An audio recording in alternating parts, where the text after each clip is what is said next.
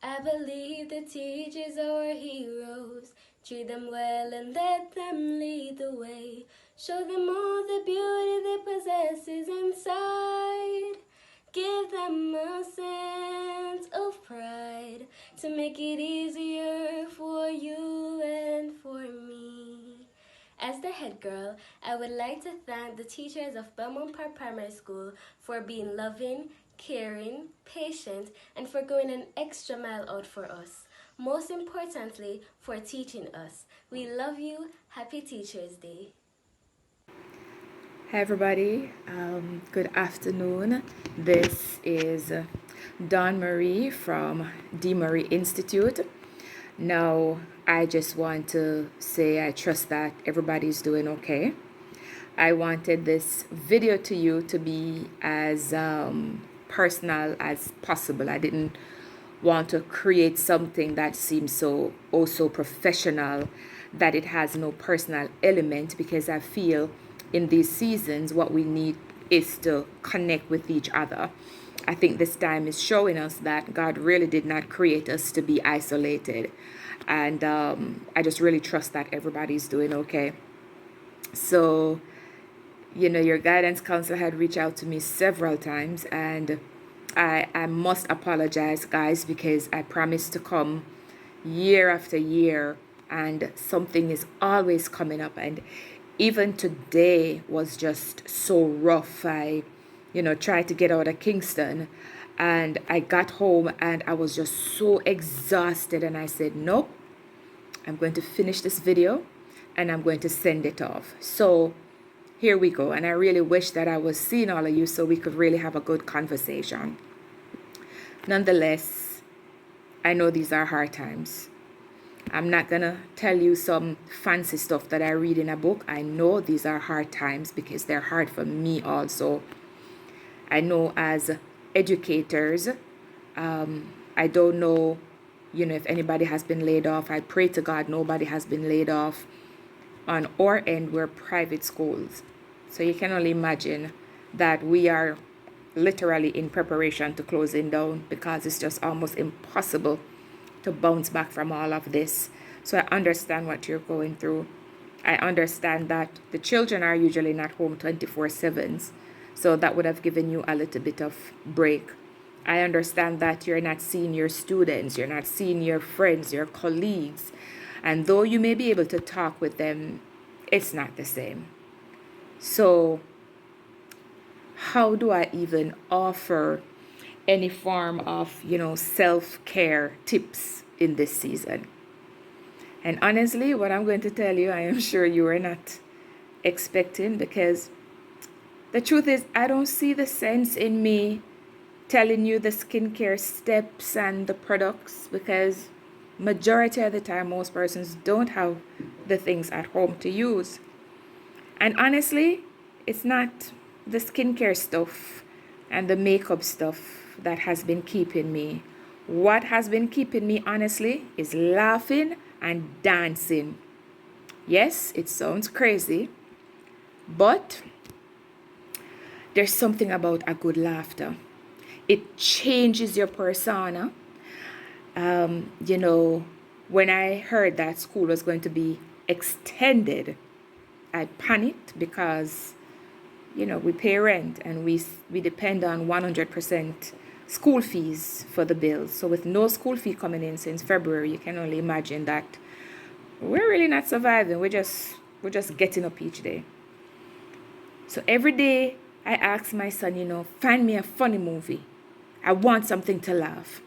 And guys, I've been keeping myself laughing. And I like Mentor. My dad is something I used to just listen to my dad standing on the turbine and all these festival singers.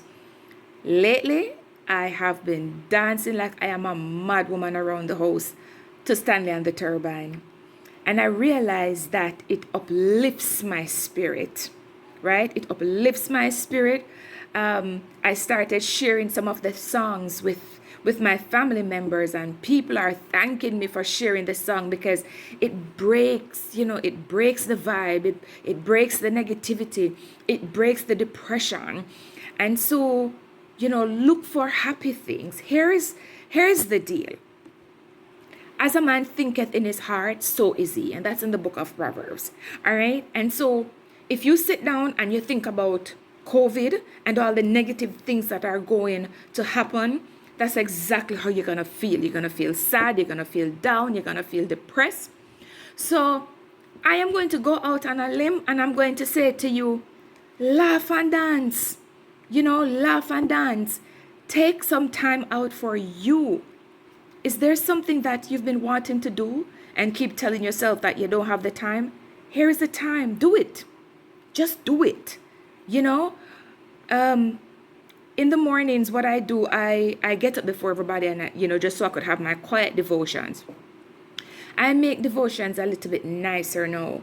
So I get up early.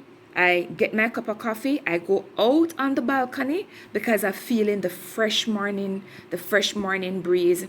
And I have my devotion out there, me time, where I can spend time with God, where I can spend time with myself, where I can spend time learning more about me and my goals and my dreams and my visions.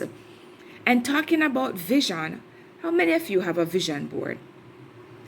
Perfect time. Create a vision board. A vision board is only a roadmap to the things that you want to achieve in life. Get one cartridge paper. Cut up one box. I mean, we're teachers, we're educators. We know how to get creative. So just like you were going to create something for your students, use this time to create something for you. Start your vision board. At the end of it all, I know many persons have been saying, when we go back to normal, I can't wait for things to go back to normal. Guys, it won't be the same normal. It will not be the same normal. Will you be prepared? Will you be prepared for what is to come? And so I want to encourage you to use this time to do you. Read a new book. Watch some self-development videos. Uplift yourself. So when September comes and you return to the classroom, you're a brand new person. Better equipped mentally, socially, academically. Better equipped to be not just an educator, but master educators. Something else that I was thinking of is exercise. Now, I know many persons not into exercise, but walk around the block, no? I guarantee you will feel better after. Just walk around the block. Walk around the block. And if you haven't reached out to friends and family in a long time, use this time to do so. If you don't know your neighbor's name, perfect time to get out.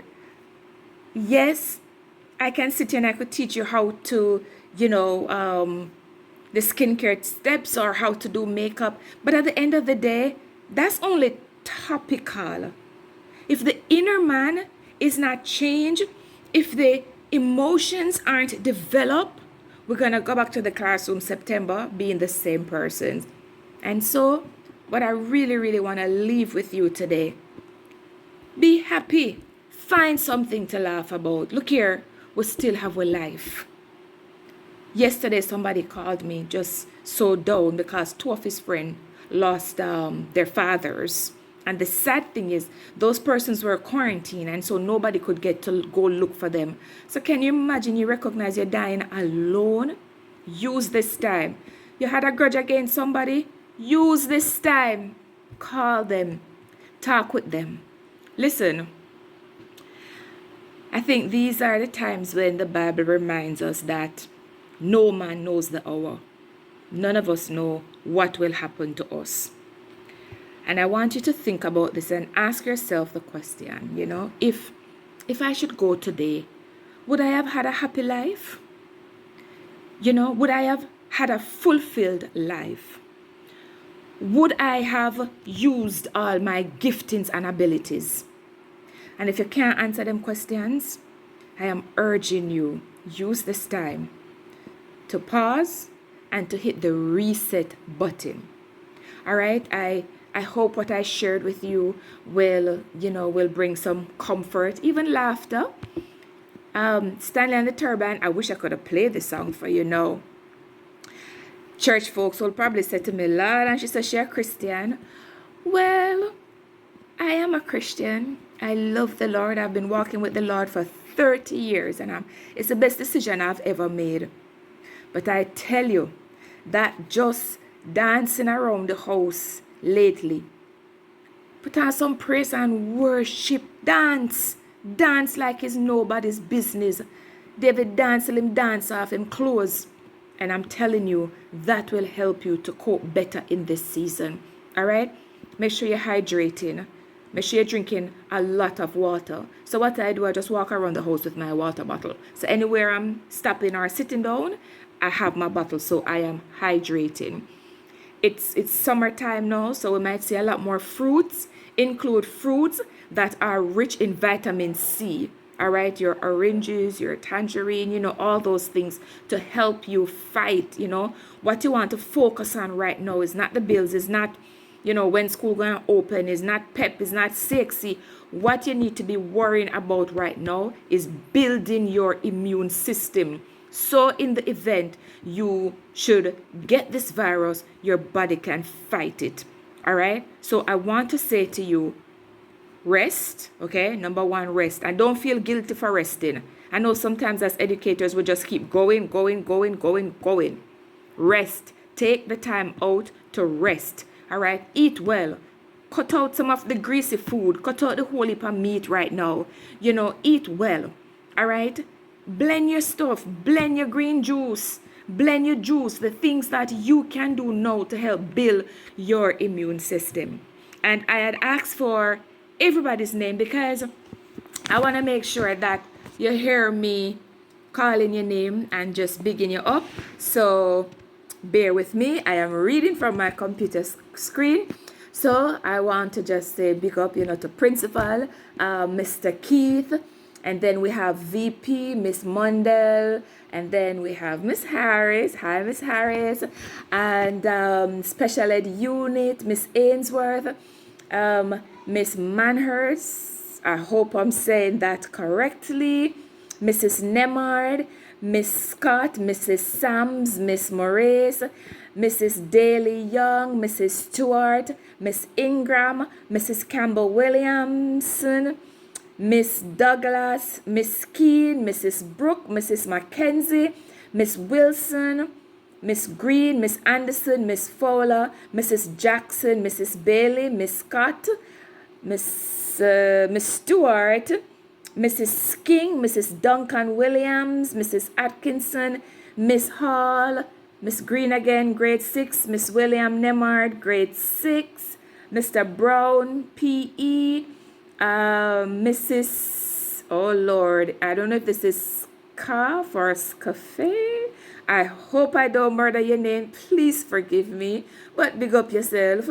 I love library. Library was my getaway when I was a child. Books saved me. Bottom line, books saved me. As a matter of fact, I just published my first book. It was released earlier this year, and so it was my days in the library, and when library closed, and the librarian lived close to my house, and she would drop off new books at my house.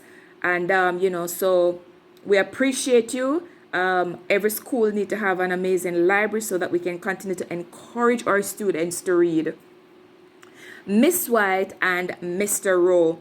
And I'm very happy that we have these men in the group, though it's dominated by women.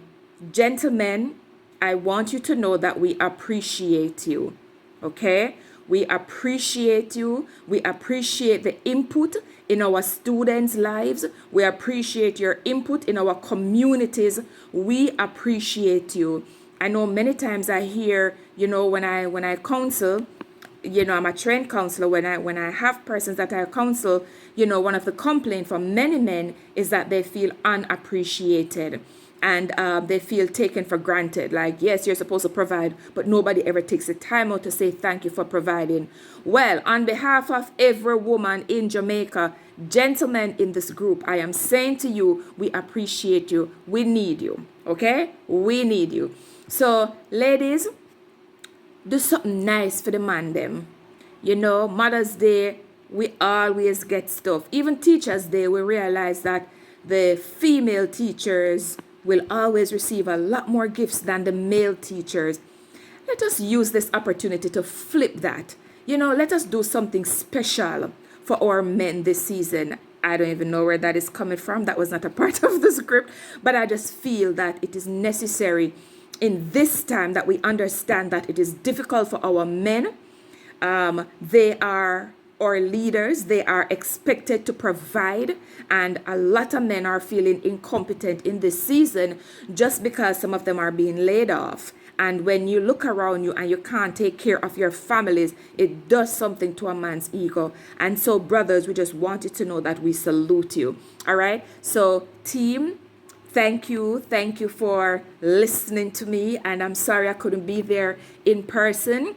But I promise you, I come in to visit y'all soon. God bless you and continue to stay safe. When I come to the end of myself, Father, carry me. Hey, this is Kevin Downswell, and I just want to take this time out to just celebrate with Belmont Park Primary teachers.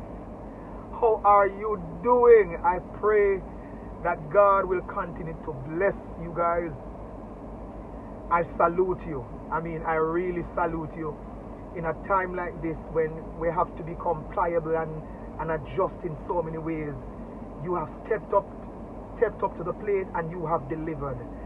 And I just want to celebrate you and want to let you know that you are truly heroes and heroines. And we just want to declare God's blessings upon you. Enough love from the Kevin Downswell camp, and on behalf of everybody, I just want to say thank you for being you. Respect. Happy Teachers Day to every single teacher on staff at the Belmont Park Primary School. My name is Tomlinson, and I just want to take a few minutes to share with you some of my favorite tips and tools to help take care of yourself.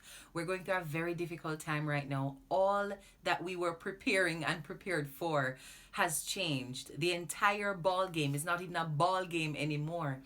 And we feel almost as if we have no training, no capacity, no skill or ability to deal with what this new circumstance requires. But I want you to know that you must be so much kinder to yourself, because you're doing what nobody in the world prepared you to do.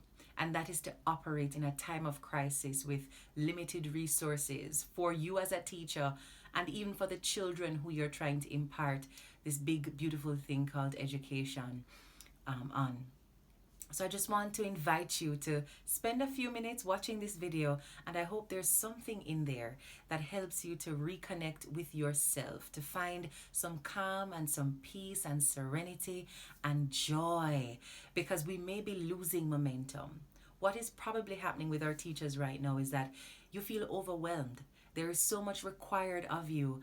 And again, you weren't prepared for it, but you can't tap out now. You can't throw your hands in the air and say, I quit. Nobody got me ready for this. I don't need to do this. You have to power through, not just because it's your job, but because you really care about your students. So you have all the reason and the excuses that you could need to really say, I can't do this, and so I won't. And nobody could blame you for it. But you have gone and dug a little bit deeper inside your spirit, inside your soul, to find what makes this purposeful. Why does it matter that I show up for my students every day, even though I feel overwhelmed? And you found the purpose. A lot of people are working in jobs and not clear on why they do it. Who are they serving? Who benefits from them being at their best? But it's good that you know that our little ones are the ones that are thriving because of your commitment. So while you are experiencing the overwhelm like every other teacher across the world, perhaps in different scales, but certainly overwhelm is real, we want to acknowledge that you do have a lot on your plate. Perhaps too much on your plate that you're trying to digest. And I'm hoping that this video will help you to put some of that into perspective and give you a kind of strategy to carving out bite-sized amounts so you can consume what you are able to consume day in and day out without feeling so overwhelmed. The other feeling you might be experiencing is a sense of inadequacy. As though you are not made and prepared for this. You are not adequate to the task. You can't rise to the occasion. You are not that kind of person. You aren't the one with a skill set. This is not you. This is not your thing. It's okay to feel that. And I don't want you to pretend that you feel like you're on top of the world all the time. It is okay to start to question your skill and your ability to get this job done. And that sense of inadequacy doesn't come because you don't have confidence or you didn't go to a good training institution. It's just because we are now in crisis and the ball game has changed. So you are not crazy and you are not lazy to be asking, am I adequate or am I inadequate at this time? Whenever you find yourself asking that question, it's an opportunity for you to unlock another level of excellence, because it signals that you know there is another door, there is another step, there is another level that if you could get there, you would feel much more equipped for the job. And the other thing you might be feeling right now is alone. So you are away from your group of teachers who you could sit and talk with inside the lunchroom or the staff room. You're not able to interact in real life with your students and feed off of their energy and get a hug from that favorite young girl or young boy in your class who always has something good to say and something warm to share and some love and good energy to pass around in the classroom. So even on your lowest day, the children could give you the energy you need to feel that pep in your step. But now you're working from home and you are in the confine and comfort and safety of your home, but it's lonely. You are alone. And no matter how much you connect over Zoom and over WhatsApp chat, you don't have all those bodies that you're used to having around you to help you to share the burden, to share a spontaneous joke or a laugh with. And so as you are renegotiating this space of questioning how you will function under this overwhelm, of asking yourself, am I adequate to the task? And confronting this very real feeling of being alone on this journey, I want to walk you through my favorite steps that help me to get centered, stay focused, and continue to serve with excellence, and also to give myself some room to breathe and grow. I call it self-compassion. How do I create a routine of self-compassion? And I want to share some of those tips with you. So here goes. Tip number 1. Rise with purpose. When you wake up in the morning, don't just jump out of the bed and grab your phone and check your email and see who has been trying to call and talk to you and give you work and lead you down a path of good, productive activity, but nonetheless, their idea of good and productive activity. You have to rise purposefully. Get up in the morning, take a big, deep breath, stretch your arms above your head, touch your toes, inhale again and exhale and say, thank you. Thank you, God, for opening my eyes this morning to see my family and the blessings of our home. I am grateful for life today. I have one more day to let my light shine before men so they can see my good work and praise the Father who is in heaven. So thank you for giving me another day to do the work that you've put me on earth to do. Gratitude is so important. And you can give that gratitude through prayer. You can say it through some kind of affirmation, just putting those words out, and you can write it down in a gratitude journal. But all scientific research around human and social psychology and behavioral psychology tells us that the more we express gratitude is the more we feel engaged, energized, and blessed to go into our day. So all the stress and the strain, that is normal and fair to feel. It doesn't feel so bad once you have entered into a space of gratitude and thankfulness for all that you do have. So start your day with gratitude. But another part of rising with purpose requires that you do a little bit more than that. So after you've expressed your gratitude, you say your prayer or your meditation, I want you to commit to at least 30 minutes of physical activity. So you now have that blessing of life, and your bones and your body and your muscles are still with you. Move them around. Some high intensity cardio, maybe jogging on the spot, sprinting from one point on the driveway to another, doing some high knees, doing some squat jumps, doing some sit-ups, doing some push-ups if you can. Put in some exercise. That also releases the right kinds of hormones in your body. You see, God knew what he was doing when he created us. He knew that we could unlock that energy and vibration that we needed if we did the right things with our mind, our spirit, and our body. And exercise is one of those great things. You begin to move and it releases your oxytocin, that's your feel-good hormone, the serotonin, all the chemicals that you need to feel super energized, the adrenaline that gets you moving, gets your blood pumping, you feel satisfied, you feel alive, and you're awake. That's what your body needs in the morning. Some of us try to get it from coffee. I'm a coffee drinker, but nothing compares to that burst of chemical energy from your brain moving all the way through your limbs that comes through exercise. So commit to taking some time for you in the morning. Find at least 30 minutes to do some physical activity, a walk, a jog, a sprint, some high intensity workout, whatever your body can manage. You need it to get your mind right and stay in the right frame of mind throughout the day. And the final component of rising purposefully is to chart clearly where you want your day to go. So that's why I said don't jump into your phone and see what everybody else is asking you to do. That's their agenda. You'll get to it. But what are your 3 musts for today? If you were to die today, what are the 3 things that you think would be purposeful and useful to your legacy as a teacher, as a parent, as a spouse, as a friend? Identify what those 3 things are that you must do to feel fulfilled and to use this life energy in a meaningful way. Scale down on all the things that are wasting your time and that don't lead to any meaningful output or result, and tune in to purposeful and productive work. So write out those 3 musts every single day. And if you can find another half, I'm going to challenge you to read 10 to 15 pages of a book, unrelated or related to your schoolwork, every day.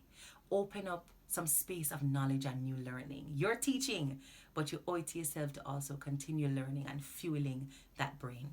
The second thing I want to encourage you to do as a part of that self-care routine is to use up your no. You don't have to say yes to everything. You are already taking on more than you plan to take on this year with this changed dynamic of your work life.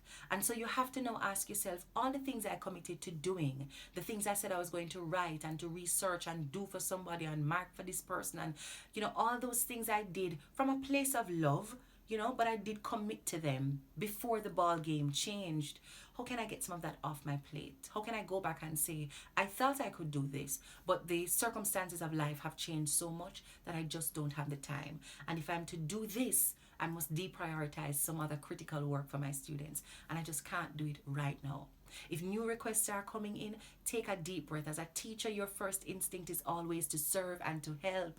Take a deep breath and find that no in the bottom of your belly. The great thing is you don't have to give your no's in person as much as you had to before, because you're doing it from over the phone, from WhatsApp, Zoom calls, phone calls. So you can dig deep and find some courage and remind yourself, I'm committed to purposeful work today. I'm committed to purposeful work this week. And if I'm supposed to get these 3 things done, I have to be courageous and find my no. That no is my shield, my barrier, my protective cloth, my superpower, to make sure that I don't take on the things that will derail, distract, and deflate the energy that I have for the day. So it's not to say you won't do anything for anybody, but you can't try to do everything for everybody. And you have to be bold and courageous enough to say no. Here are some ways you can say no.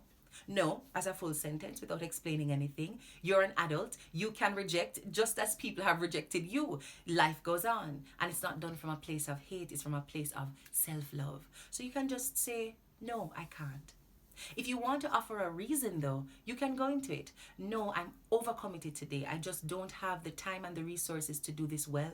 And I am someone who does things with excellence. And if I take this on right now, I know I'm not going to do it with excellence. And I don't want to compromise my standards. And I don't want to give you less than excellent work, because it also compromises you and what you need. So in the interest of both of us, I have to say no because I don't compromise my excellence. You can also say no, not now, and delay it for some time in the future. You can also say no, not me, but I know somebody who can, and you put them on to someone who would do excellent and great work. So those are some ideas around how you can use up that superpower called no and don't feel no way about it because you're not doing it from a place other than love. And the other strategy I want to share with you is self-compassion, and it comes in two ways: how you love yourself and how you remember that you are loved. So let's talk about self-compassion a little bit. Here's what it is not. It's not an obsession with self. It's not even self-esteem. It's not you assessing who you are and why you are worthy of the things in your life. Self-compassion is simply the acknowledgement that you're human. And like humans, you're going to have days in the valley and days on the peaks of mountains. And you're going to love life and appreciate yourself on all of those days. So it's not an assessment and an evaluation of who you are and what you have and the gifts that you've been blessed with. It actually happens in 3 stages. One is awareness. You have to admit when you're feeling low. You have to admit when you're feeling sad, when you're feeling confused, when you're feeling unworthy and inadequate. You have to admit that I feel bad. In Jamaica, we say I feel away. I just have a little energy, I have a vibe, I don't like my vibe right now. Accept that you feel that way. That is not your normal, and that is not good, and it's not healthy, and it's not energizing, and it's not positive. But acknowledge it. You have to first be aware of those feelings. And too many of us are putting on a brave face, pretending like we are made of steel. You're a superhero as a teacher, you know, but you're not Superman or Superwoman. You are a human being, flesh and bone like everybody else. Things will get said to you that hurt you. They are unfair and mischaracterize you. They challenge who you are at the core, your principles. You will do things that are good and it's never appreciated. And the one bad that you do, it is told to the world. And the 100 good, people talk about it. Never. And those things will make you feel unappreciated. Question your worthiness and your value in the space. Admit that you're feeling that way. And the second thing you have to do is to acknowledge the fact that this is part of our common humanity. Whatever you're feeling, I can guarantee you have at least 1 million people feeling the same way. You're not alone. You're not unique in this exercise that you're going through. And the great thing about this special coronavirus edition of Life and School is that the whole world is experiencing it at the same time. In different quantities and in different ways, but we are all going through this right now. Bills to be paid, rent to be made, work is piling up, and we still can't get to do that additional side hustle that helps us to put some food on the table. At least, minimum, 1 million people going through the same thing you are going through. It's the human experience. And one thing that we are together is human. None of us is more or less human than the other. We are human beings. And the way we feel and the things we're experiencing are common to humanity. So I want you to acknowledge that so you don't feel alone. You don't feel that you're especially weak and especially sensitive and especially this and especially that. No, you are not alone in this experience. And if you think about it, you will also recognize that anybody who has gone through it, the fact that they've gone through it means that they have found a way, a path, a solution, a strategy. So what man has done, man can do. If they have found a way through this hump, through this feeling of low tide, then I can find a way. And it doesn't seem so impossible anymore. And then you dig deep as part of that self-compassion now to not self-identify. So I am feeling a sense of inadequacy, but it doesn't mean I am inadequate. I trust myself to be able to learn what to do. I believe in my capacity to grow and become the kind of person who will know how to respond in these circumstances. I didn't know it yesterday. I didn't know it before now. But here's an opportunity for me to open up this new level of wisdom. And I trust myself to do that. Again, what man has done, man can do. So if somebody else has gone through it, they are no more human than I am to figure it out. and I trust myself to figure it out. So right now, I am experiencing some difficulty. Right now, I accept and I acknowledge that I'm not the only person experiencing this difficulty. But I also trust myself and I believe in my capacity to learn what I need to learn in this moment. So the next time I encounter this, I will be better prepared and more equipped. That's the approach you have to take to life. You'll hear a lot of people call it a growth mindset. You're always open to learning and even relearning what you thought you already learned to become more equipped and better skilled at living this active, beautiful, ever-changing landscape we call life. So we talked about self-compassion in the way that you can love yourself, but there's another side to it. Recognizing that you are loved. And it goes back to how you wake up in the morning. There is a divine creator who has identified you and your life energy, your special skill set, your special vibration and value that you bring into this world. And the creator has said, you know what? One more day for you. You are loved and you are valued. And when you don't feel like your own self-compassion is enough to bring you through, because sometimes it won't be enough, I want you to think through what the word tells us if you're a Christian. And if you're not a Christian, you can read into it in whatever tone you want to read. But it's Isaiah 40:31, and it says, those who trust in God will find new strength, They will mount up on wings like eagles, and they will run and not be weary. So even as you try to find your own inner wisdom and your inner essence, right? Because God is in all of us. The Creator is in all of us. So we have what it takes within us to feel and refeel, to focus and refocus, to bounce back and find our resilience even in these difficult times. But sometimes that will not be enough. And you will have to tap in, plug into your higher power, because it is through that you'll be able to run and not be weary. So I don't know the name you call your creator. Sometimes you have people who call their creator their source, their father, their God, their son, whatever you think is responsible for your life and sustaining that life energy. Lean into and trust that eternal wisdom to be able to help you mount up like eagles and fly over all of this difficulty, because we can't do it just by ourselves. We are still yet only humans. So I hope this helps a teacher today to recognize and reflect on the common humanity, the struggle we are going through, and how you can center and position yourself to feel better and to show up better and more energized by one, rising up on purpose. You have to know why you're doing this. You have to know why it's important to show up at your best and to serve with excellence at all times. Don't flop yourself, and don't flop the one that put you here. Now flop God.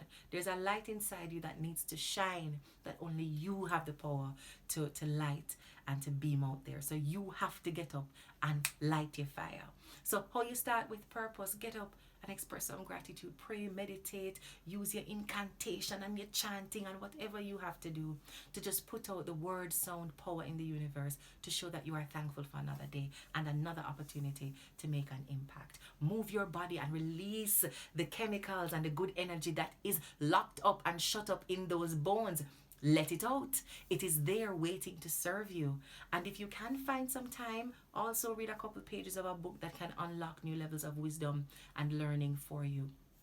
And always plot your 3 musts. Before you jump into email and WhatsApp conversations, ask yourself, what do I need to do for me and to feed my purpose and to stoke my fire and to live the kind of life that at the end of it I'm going to say, wow, well lived.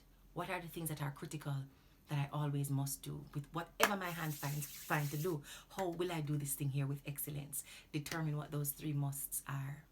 And then once you've done that and you're jumping into your day, use your superpower called no. Say no to the things that are going to derail and deflate and de-energize and distract you. And there are ways you can say the no without explaining. No, because it will compromise the excellent work product that I am known for if I take on too much and can't focus. No, not no. We're going to be able to do that in 2 or 3 months. Or no, but I know someone who can help you. And then finally, exercising that muscle of self-compassion, either by reminding yourself of how much you love you and how much you deserve. Just as a friend who is going through stress who comes to you and says, boy, having a rough one. I feel so stressed out. I can't manage. I want to quit. What would you say? You wouldn't say, my time for quit for true. Don't know. It done. Yeah. Stop now. It bulk, it reach. No, that's not what you'd say.